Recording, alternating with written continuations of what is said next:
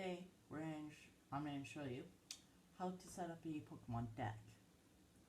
Now, I got the cards pre-picked out. A deck usually holds up to 60 cards. Today we're going to use the Genesect box. Red Genesect.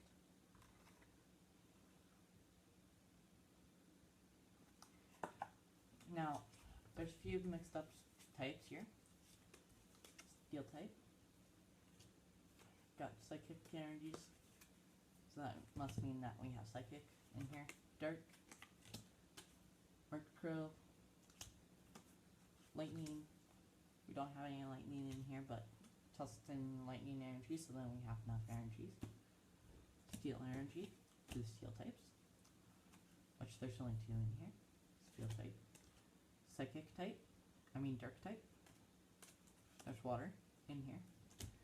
And then there's Lightning, Dark and Lightning, and then training card.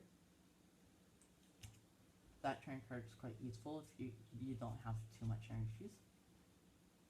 Lightning energy, and Sharna with Boil. Pumpkaboo. There. Psychic energy.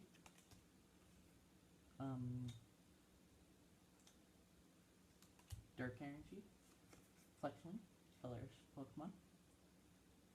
And it's a flying type. Also a fire type, I'm pretty sure. Psychic type. Murkrow. Dark type. Quite nice there. Fletchling. Fletchinder pulls from Fletchling falls into Fletchinder. Two water energies. Fairy type. Fairy energies.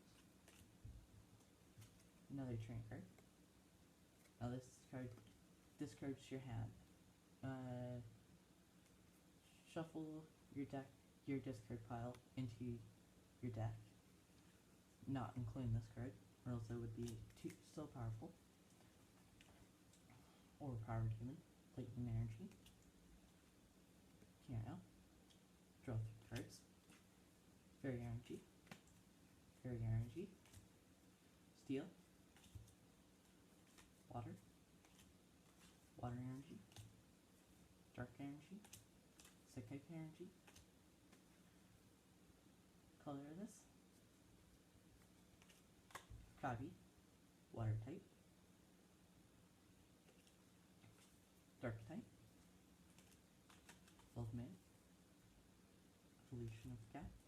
Now what is useful is if you have a stadium, put a stadium into your deck will help you out a little bit.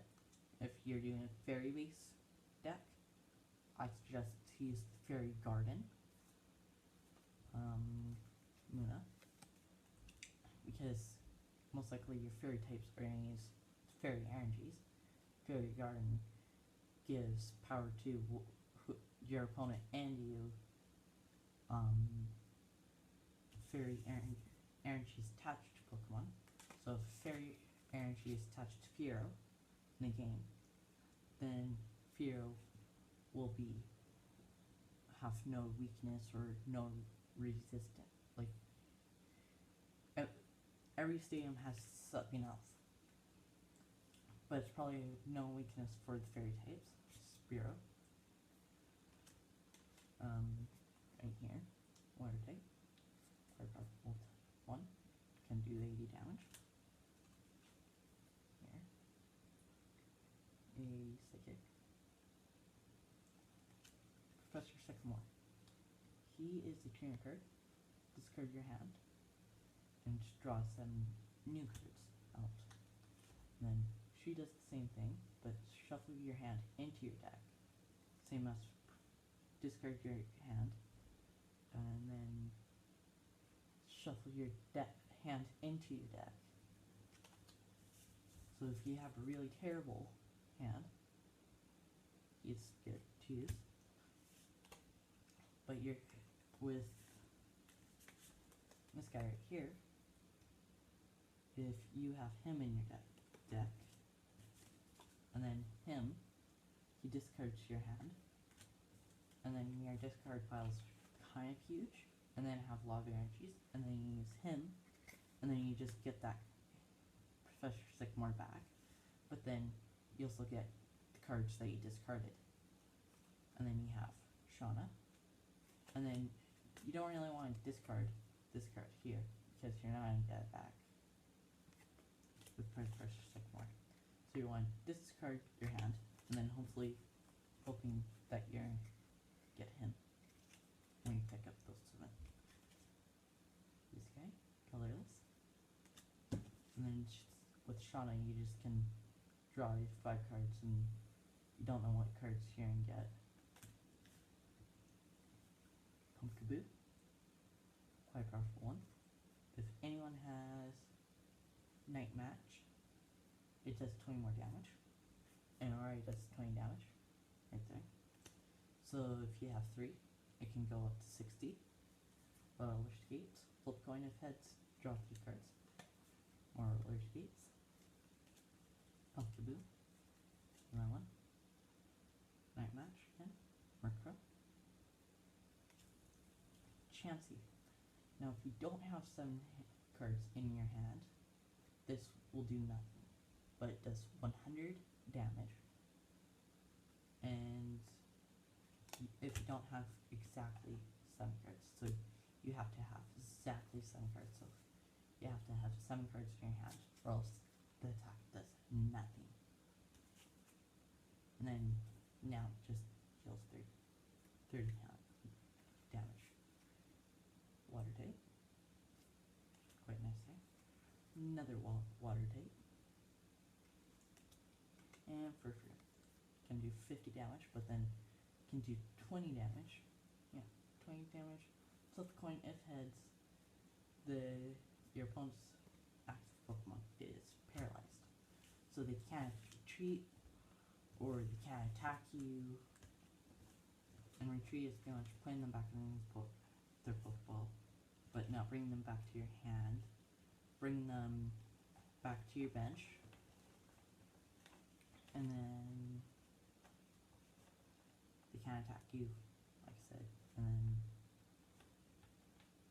that's it. That paralyzed does. Then if they're paralyzed, then they go to the right side. If they're asleep, they go to the left side. Confused, they go to upside down. So here's normal. There's paralyzed. That's sleep. That's confused. And then here's damage counter. So if you don't know how to count or need reminders, you can use these. Fire damage here. Poison. Fire damage does 10 damage each turn, in between each turn. So it'll slowly kill them afterwards. And then poison will keep doing 10 damage. And there's a stadium that can power up poison, where it does 20 damage, I think, per turn. So poison can be quite useful if you have that stadium, because I'm pretty sure that there is a stadium that powers up your poison. That's been deck. Toss it back in your box. Do keep these boxes if you do buy them. If you do buy the ones with the box. But you can get booster packs for 10. And then you can close it up. Make sure you count 60 cards, because these can hold up to anywhere between 1 to almost 65 almost. So you want to make sure that you count properly, or else you might have less cards or even more cards than your opponent. And then it's just handy that once in a while you just switch it up, your deck up, and then people never know what you're going to use. So it's kind of useful if you do switch your deck. So if you don't know what you're going to go against, just put it together like a mixed up deck. Make sure that you do put in enough energies. Make sure that you put some trainers in. That will be useful.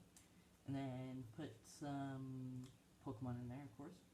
Put at least 12 in there or more. And then, yeah, that's it. I have been Zane, and I'll see you another day.